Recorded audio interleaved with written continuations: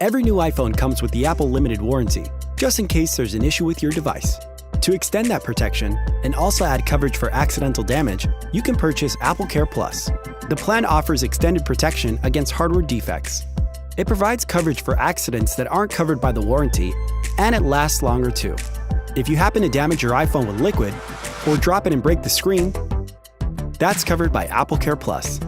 Repairs are done by Apple-trained experts using genuine Apple parts.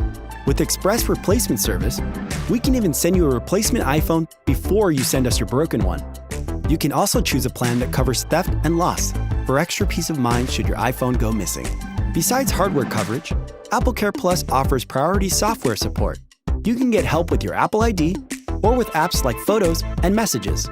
Apple experts are available 24/7 by phone or chat.